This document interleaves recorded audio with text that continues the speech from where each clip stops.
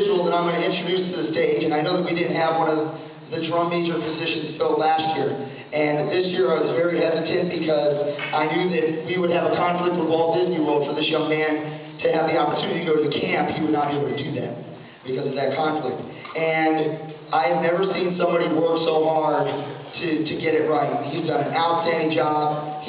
Before he was the drum major, he was a quiet guy, never said peep. And when he first got the horns up thing right, that was an awesome day. And he runs the show, he sets the tempos, he does everything. I know he practices a lot. This year's drum major, Michael Mina. Welcome him to the stage.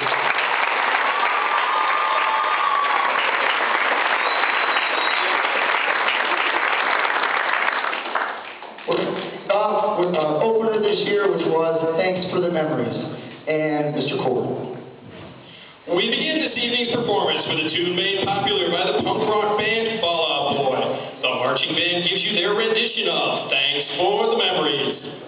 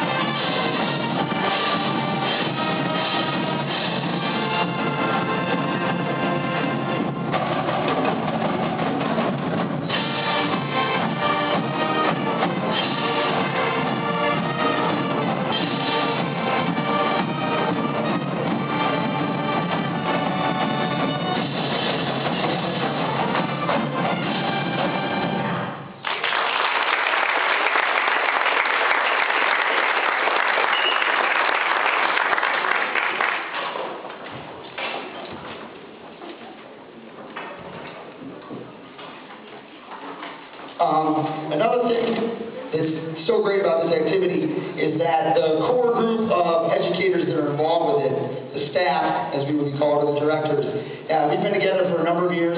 Obviously, my wife and I have been together for quite some time, and I met her here. Don't want to just kind of embarrass myself the first day we met and asked what grade she was in, and she said, I'm the hurricane advisor. Very embarrassing. Surprised that she still wanted to go out with me when I asked her, but she did, and now we have 2 kids, so everything worked out here. But we do spend a lot of time away from our families, and we're very blessed to work with the kids that we do work with.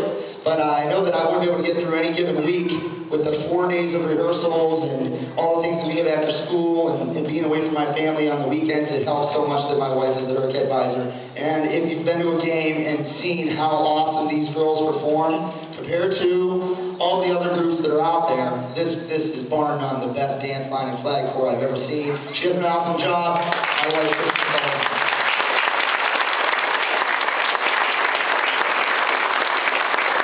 also blessed to be able to work with a guy that I get along with professionally, get along with personally. We have our own band. He's the director of that band. I'm the director of this band. But it's an awesome thing to be able to work with somebody that you're friends with, that you're close to.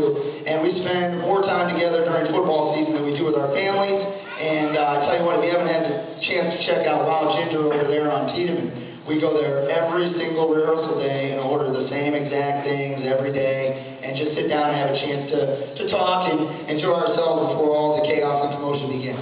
And I couldn't get through the week without him. He's an outstanding educator and a great friend, Brian Kelly.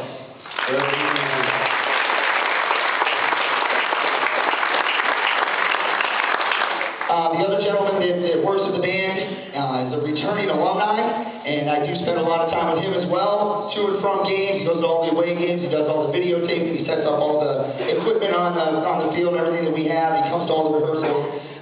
Not really a band guy, but he has become a band guy through the years and the times that he spent with us, and that's Robert Black, and we give him a round of applause as well. There he is. We're going to continue with things, and this will bring the drum line up, and then I'll turn it over to Mr. Cole. Just the hurricane drum line fills up the spotlight with snare soloist Connor McComas, tenor drum soloist Corey Heatwall, and a fat groove laid down by the bass drummers with Elson Bindis on trumpet. Check out the drum line as they get down to Gloria Estefan. Rhythm is gonna get you.